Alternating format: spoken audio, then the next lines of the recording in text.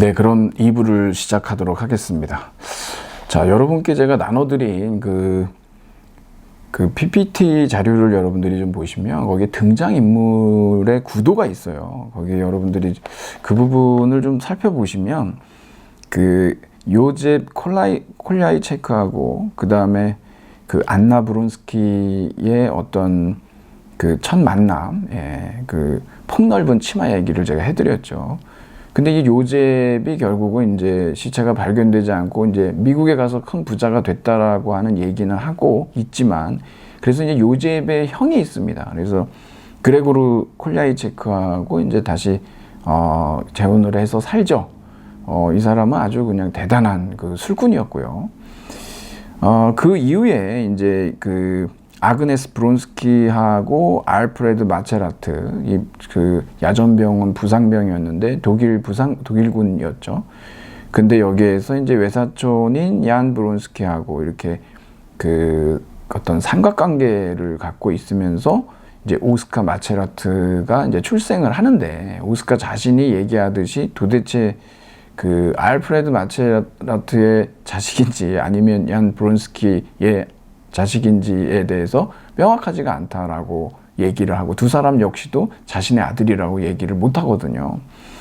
또 하나는 뭐냐면, 결국은 이제 자신의 어머니인 아그네스 브론스키가 죽고 난 이후에 이 말머리를 이용해 가지고서 이제 장어 잡는 걸 보고서 굉장히 거기에서 이제 혐오감을 느껴가지고 그거로 인해 가지고 이제 극심한 스트레스로 인해서 이제 죽게 되는데, 이제 그 결과 죽게 되는데, 여기에서 이제 마리아라고 하는 이제 식료품 가게 이제 종업원으로 들였다가, 이 마리아와 이제 오스카가 또 연인 관계였어요. 이 오스카 마체라트가요. 그런데 이제 알프레드 마체라트하고 이 마리아가 이제 또 결혼을 하게 됩니다. 그래서 이제 자신의 과거의 연인이었으면서 동시에 지금 자신의 의붓 어머니이고, 거기에서 이제 자식을 낳았는데 이 쿠르트라고. 근데 이제 의붓 동생이면서 또 어떻게 보면 자신의 자식일 수도 있는, 굉장히 좀 그런 얘기예요. 그래서 이제 이런 것들을 통해서 이 그라스가 이제 보여주려고 하는 것들이 어떤 이런 독일 소시민들의 어떤 도덕적인 부패와 뭐 타락, 이런 것들을 이제 얘기를 이제 하려고 하는 의도를 가지고 있다라는 점도 여러분들이 좀 그 부분을 좀 봐주시면 되겠고, 그 1부와 2부는 이제 그 정도로 여러분들이 살펴보시면 되는데, 이 3부로 가보시면은요, 거기에서 이제 이들이 전쟁이 끝났습니다. 이제 그래서 이제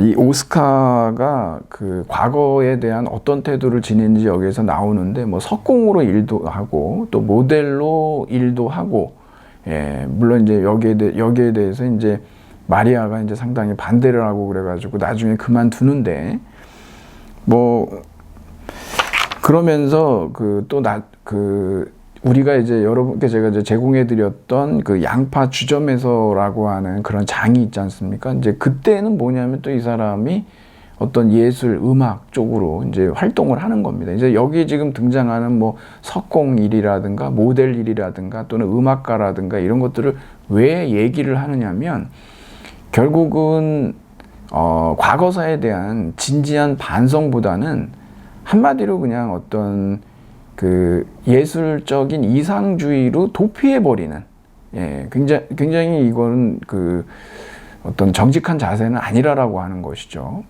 그리고 소위 그 엘리트 계층들은 예술적 이상주의로 현실을 회피하고 도피해버리는 그러한 그 태도들을 취하고 있고, 또 일반 이제 네오 비더마이어라고 하는 그 독일의 소시민 계층들은 완전히 이제 자본주의적인 어떤 물신주의, 상업주의로 또 가버립니다.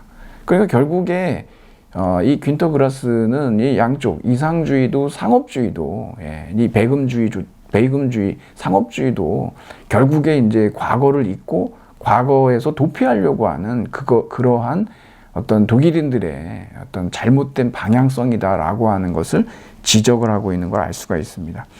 특히 이제 이 양파주점에서라고 하는 것을 우리가 좀 읽어보면은 여러분들이 이제 이들이 이제 뒤셀도르프 이제 전후 이제 뒤셀도르프에서의 독일인들의 삶을 얘기하는데 그 양파주점에 온 사람들이 뭐 그때만 절반만 차도 10,000원이나 마찬가지라고 그랬죠. 근데 이들이 다 누구냐 그러면 여러분들이 거기에 이제 나와 있지만 면면을 이 사람들의 어떤 직업들을 보면요 다 엘리트 계층들이에요. 예. 그래서 이들이 여기에 와서 무엇을 하냐면 결국 그 뭐 돼지나 물고기 모양으로 된 어떤 도마를 이제 다 받고 그다음에 칼을 받고 그다음에 양파를 받고 양파를 까고 그러면서 계속해서 써는 거죠. 그러면서 이제 그 양파에서 그 매운 것 때문에 예. 그래가지고 이제 눈물을 이제 흘리게 되는데 도대체 이게 무엇을 뜻하느냐? 아마도 그 우리의 세기는 나중에 이제 그 눈물 없는 세기로 기억될 것이다라고 얘기하면서 정말 이들은 이제 울 수 없는 거예요. 예. 이들이 울 수 있는 방법은 이런 기괴한 이제 양파 주점에서 양파를 썰므로써 가능한 일이지 진심으로 어떤 과거에 대한 반성이라든 그런 차원에서의 일들은 이제 불가능해진 그러한 시대를 살고 있다는 것을 아주 이제 비꼬고 조롱하고 그 있는 그러한 이제 장이 이제 양파 주점에서죠. 그래서 손님들이 양파를 썰면 이제 눈물을 흘린다라고 하는 게 이제 314쪽에 이때 이제 오스카가 이제 음악가로 변신해서 또 이제 그 연주를 하는 것을 알 수가 있습니다. 94cm의 3살배기의 모습에서 나중에 이제 120cm에 다시 성장을 해가지고 하지만 이제 등에 혹이 달리는 꼽추가 되죠.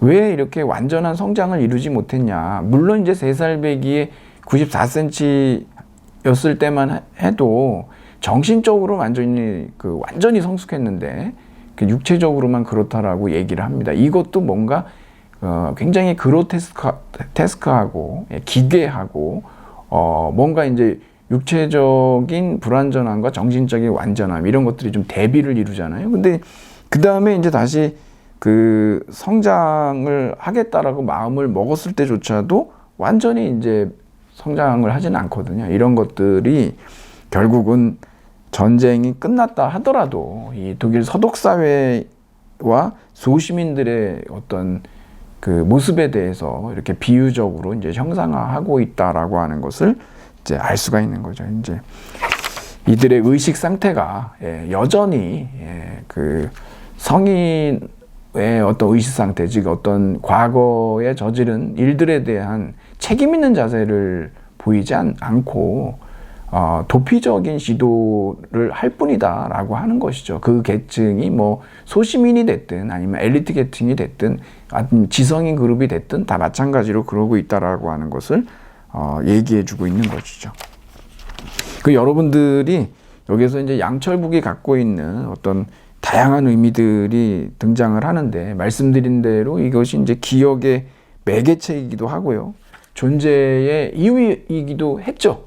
양철북을 사준다라고 하는 말에 3살 되면 양철북을 사줘야지라고 하는 말에 결국은 이제 그 어떤 삶을 지속하기로 이제 결심을 하기 때문에 그러고 동시에 이제 나치에 봉사하거나 또는 나치에 저항하는 그러한 어떤 이중적인 어떤 도구로도 사용이 되고 5번째에 보면은 이제 과거 성찰의 어떤 도구로서 이 양파주점에서 있었던 여기에서 이제 오스카의 북은 전후 독일의 과거를 잊고 회피하려는 경향에 맞서서 이를 경고하고 각성시키는 그러한 역할을 하고 있다라고 하는 것이죠. 그래서 이제 과거의 성찰의 도구이기도 하고 하지만 결국에 가서 이 양파주점에서라고 하는 이러한 장에서도 우리가 알 수 있듯이 역시 그 독일 소시민들의 있던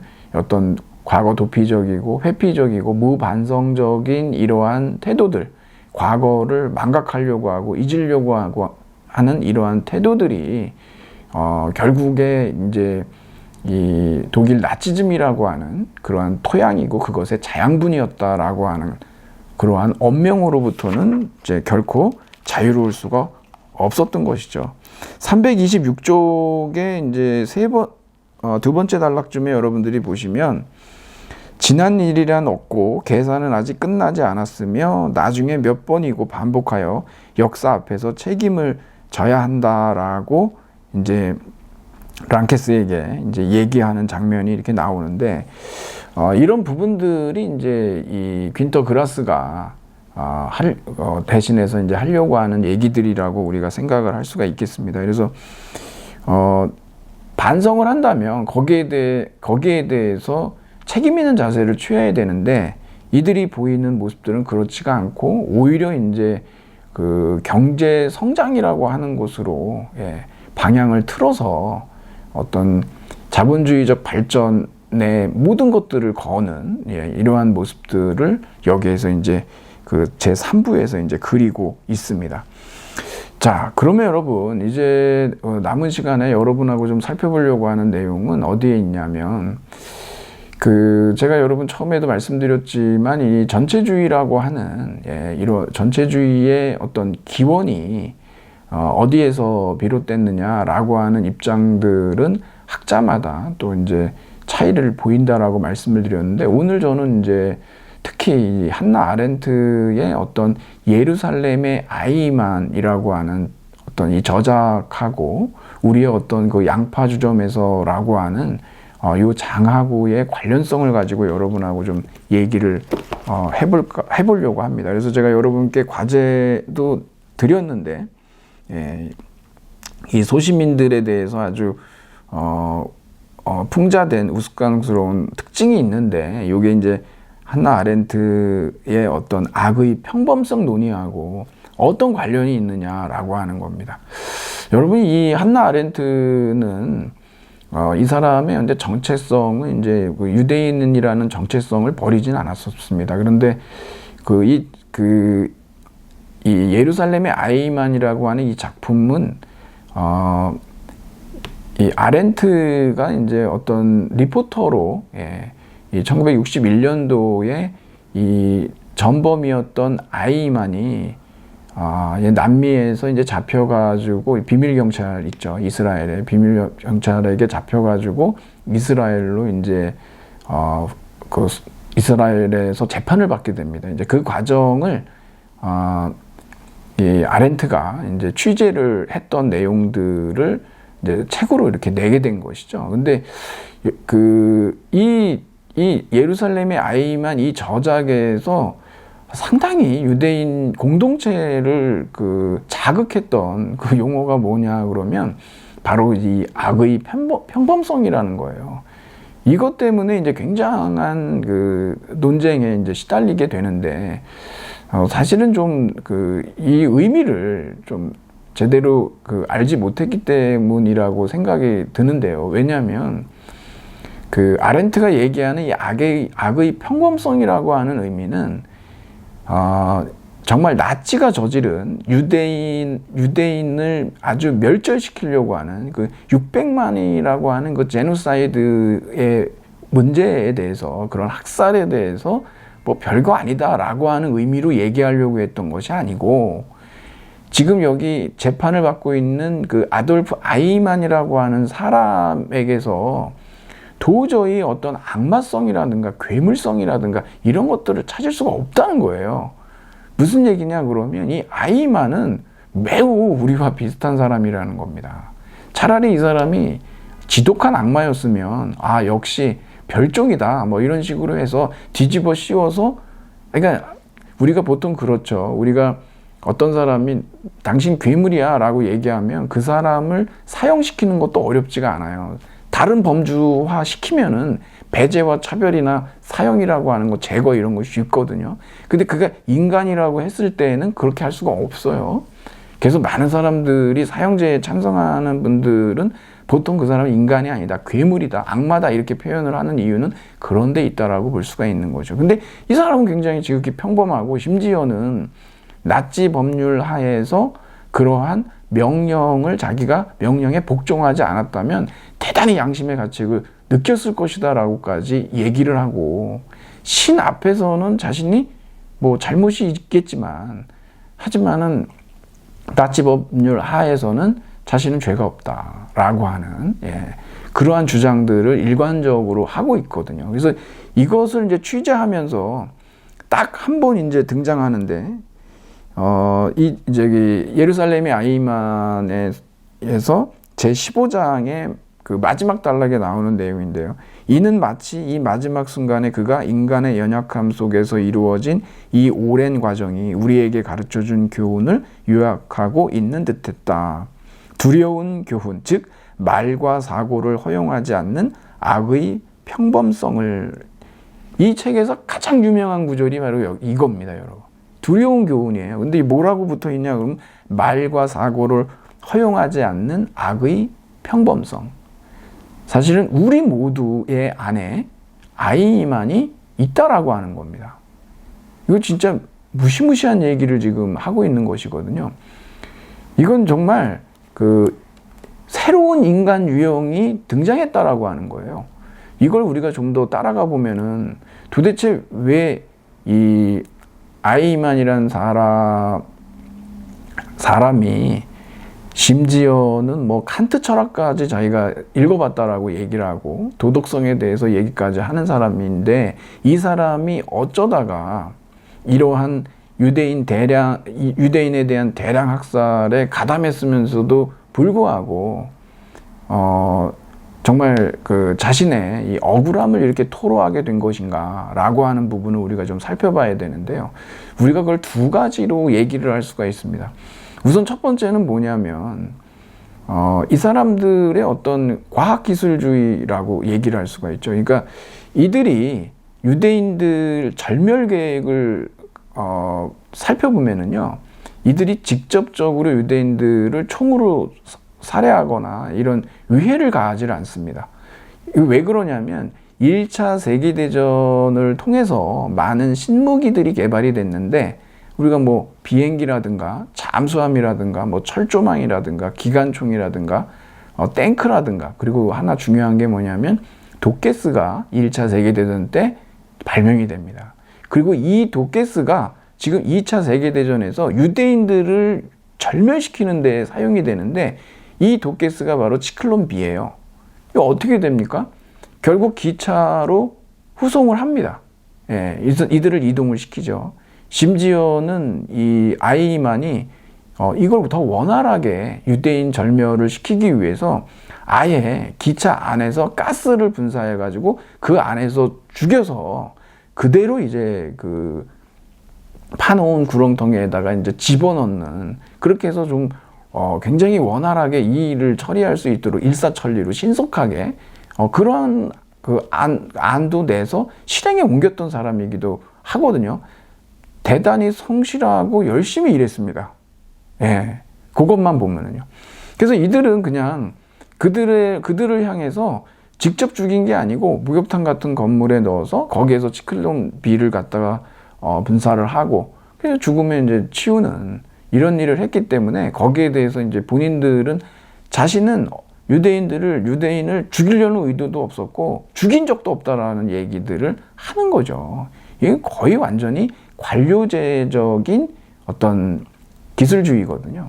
여기에다가 또 하나 등장하는 게 뭐냐면, 이들이 쓰는 이제 상투어들, 클리셰들이 있습니다. 이게 우리가 이제 관청 용어라고 보통 얘기하는데, 유대인 절멸 계획을 뭐 최종 해결이라든가, 이들을 갖다 추방하는 것들을 갖다가 뭐 이주라든가 이러한 용어들을 써가지고 사실은 있는 그대로의 현실을 왜곡시키는, 언어에 의한 그러한 왜곡 작용들을 사용했다라고 하는 것이죠. 그러면 어떤 일들이 벌어지냐면, 결국에는 어떤 그런 시스템의 어떤 과학화, 거기에다가 이제 그 용어들의 이제 관청 용어화, 이런 것들이 가져온 것들은 현실 감각을 이제 상실시키는 것이죠.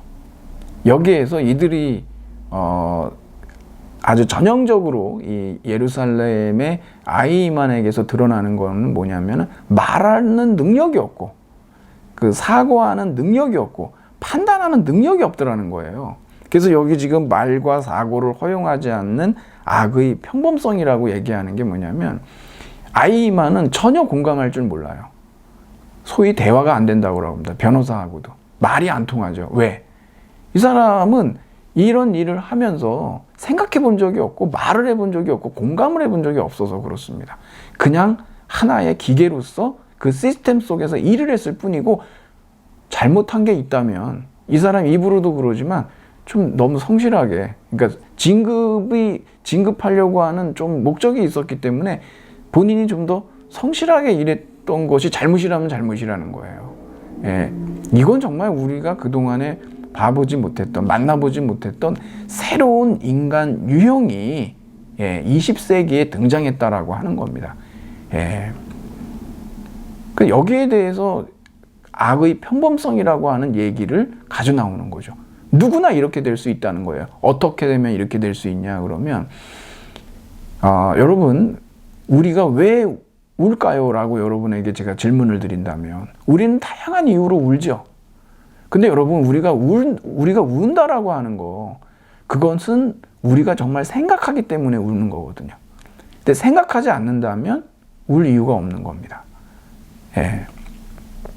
물론 어디 부딪혀서 넘어져서 뭐 그런 경우는 그냥 울게 되지만, 아파서 울지만, 여기에서 얘기하는 정말 이 어떤 그 감정과 결부된 이런 눈물이라고 하는 것들은 인간이 생각하는 존재이기 때문에 가능한 일이거든요. 그런데 생각하지 않는다고 하는 거, 그리고 말하는 능력을 상실했다는 거, 거기에다가 판단 능력을 상실했다라고 했을 때에는 결코 울 수가 없는 것이고, 그러한 말과 사고가 허용되지 않았을 때에, 즉 순전한 무사유의 상태에 처해진다라고 한다면 누구나 아이만이 될 수가 있다라고 하는 그러한 무시무시한 경고를 한나 아렌트가 하고 있는 것이죠. 물론 예루살렘의 아이만이 참관 보고서에 따르면 이 재판은 사실 여러 가지로 잘못되어 있는 재판이에요. 왜? 이런 인간 유형은 없었고, 이런 재판이 사실 유대인의 학살에 대한 일종의 보복 재판이었기 때문에 비판하는 것은 너무나 당연한데, 그렇다고 아이만이 죄가 없는 것은 아니죠. 이것은 인류는 복수성이고 혼자 살 수가 없는데, 이 지구에서 어떤 타자를 배제하려고 했다라고 하는 의미에서 지구상에 있는 어느 지구인도 이 사람과 같이 있고 싶어 하지는 않을 것이다 라고 하는 것이기 때문에, 분명히 여기에 대한 죄를 물을 수는 있겠지만, 그 새로 등장한 이러한 인간 유형에 대해서 우리가 특별히 좀 관심 있게 들여다볼 필요가 있고, 그런 의미에서 그 악의 평범성이라고 하는 이러한 아주 논란이 되는 논쟁적인 이런 구절을 얘기하게 된 것이죠. 그러니까 우리는 여러분 항상 무엇을 의무로 가져야 되냐 그러면 바로 그 사유의 의무라는 거죠. 무사유라고 하는 것, 비사유라고 하는 것은 결국은 이러한 무지막지한 가공할 만한 결과를 만들어낼 수 있는 악의 평범성으로 귀결될 수 있기 때문에 그렇습니다.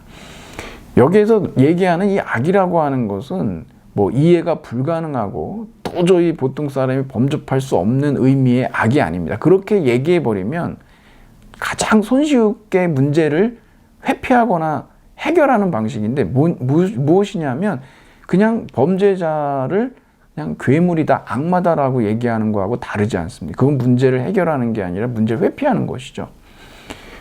이 악이라고 하는 것에 대해서 우리는 이해할 수 있고, 우리가 이해하지 않으려고 하는 이유는 뭐냐면, 그 악한 행위를 생각하게 되면, 생각한다는 것 자체만으로도 내 자신의 자아 존중감이 낮아지고, 심지어는 그것을 생각하는 것 자체가 마치 그 행위를 나도 할 수 있다라고 하는 데까지 가기 때문에 매우 불쾌한 일이고, 나도 실행 가능한 일이구나라는 것 때문에 생각하기 싫은 것이고, 또 하나는 그것을 이해하게 된다면 결국은 그를 용서할 용서할 수도 있기 때문에 우리는 굳이 그러한 어떤 소위 그 범죄자의 그 악한 행위에 대해서 생각하지 않고 그냥 괴물이다, 악마다라고 얘기하는 측면들이 굉장히 강하다라고 하는 것이죠.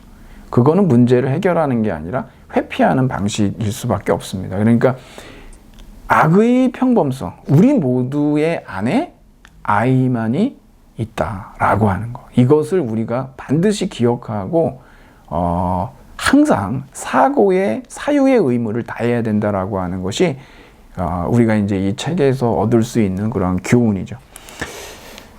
동시에 여러분 하나 더 말씀을 간단하게 드리고 좀 정리를 해보겠습니다. 그게 뭐냐면은 여러분하고 이제 여기 뭐 안티고네 얘기도 하고 또 소크라테스는 악법도 법이다라고 뭐 말하지 않았다라고 하는 이런 얘기들이 있는데 이게 왜 여기에서 여러분한테 말씀을 드리냐면 우리가 이제 법 철학을 이제 두 가지 어떤 입장이 있어요. 법 철학에. 그러니까 법률 실증주의하고 자연법주의라고 하는 게 있죠. 그래서 안티고네의 문제는 바로 그거예요. 자연법과 실정법의 어떤 그 대립이 있거든요.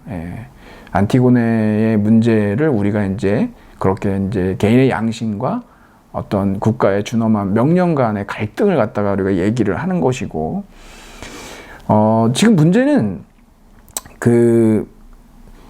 우리가 이제 이 어떤 국가보안법이라고 하는 것이 있는데, 아마도 이제 우리가 새로 이제 국회가 구성이 됐을 때 많은 사람들이 이제 이번 국회에 이제 바라는 것들이 있었습니다. 뭐 어떤 사람들은 뭐 사형제를 이제 사형제 폐지 또는 어떤 차별금지법 제정 매우 중요하죠. 그리고 이제 국가보안법 폐지 뭐 이런 것들이 있었단 말입니다. 이게 이제 어떤 간첩 사건이라든가 이런 것들에서 대단히 이제 인권 침해의 문제들이 있기 때문에 그러거든요. 이 문제를 여러분들이 한번 살펴보셨으면 해서 여러분께 이제 자료를 좀 드렸는데, 일단 여러분들 읽어보시면 이 국가보안법의 제10조는 불고지죄예요. 그리고 형법의 제151조하고 이 국가보안법하고 소위 이 사안 자체가 일반 범죄인 경우에는 상관이 없는데 일반 범죄이면서 국가 안보를 위협하는 범죄인 경우, 이것이 같이 합쳐져 있을 때에 상당히 난감한 상황에 이제 봉착할 수가 있습니다. 물론 국가보안법 제10조에 의해서도 형을 뭐 면제한다라고 하면은 다를 게 없습니다. 근데 감형한다라고 했을 때에 이 두 가지가 이제 상충을 하게 되거든요. 이 두 가지 법이. 근데 이게 또 여기에서만 끝나는 게 아니고, 여러분도 아시겠지만 우리나라 이제 영토 조항하고 통일 조항이 제3조하고 제4조가 있어요. 헌법에. 제3조에 따르면은요, 우리나라의 영토는 한반도하고 부속 도서거든요. 북한은 어떻게 되냐 그러면은 우리 영토인 거예요. 그래서 북한은 반국가 단체가 됩니다. 통일조항 제4조로 가보면요, 또 안 그래요. 이건 우리가 이제 민족 통일을 위한 동반자 관계거든요, 또. 그래서 지금 북한의 어떤 실체에 대해서, 한쪽에서는 어떤 통일을 위한 동반자로 보고, 4조에서는요, 통일조항은, 3조에서 영토조항에서 보면 반국가 단체로 보고 있다는 거죠. 이게 이제 한마디로 얘기하면 모순율을 위반하고 있다라고 얘기할 수가 있는 겁니다, 이게. 그러니까 여러분들이 국가보안법 폐지와 관련돼서 이 문제를 우리가 논의해야 되는데, 영토조항 바꾸든지, 그래서 사실 영토조항 바꾸고 국가보안법을 폐지하고 북한을 국가로서 OECD에 가입돼 있지 않습니까? 이제 인정해야 되는데, 지금 여전히 이런 문제에 대해서 헌재는 국가보안법이 뭐 위헌이 아니다라고 이제 얘기하고 있지만, 과연 이 문제는 누가 풀어야 되느냐? 결국은 국회가 또 국민이 풀어야 되는 문제다라고 하는 정도를 여러분께 좀 말씀을 드리고 정리하도록 하겠습니다. 네, 여러분, 그러면 우리 이제 양천구가 관련된 많은 논의를 했는데 장시간 듣느라고 수고하셨습니다. 네, 감사합니다.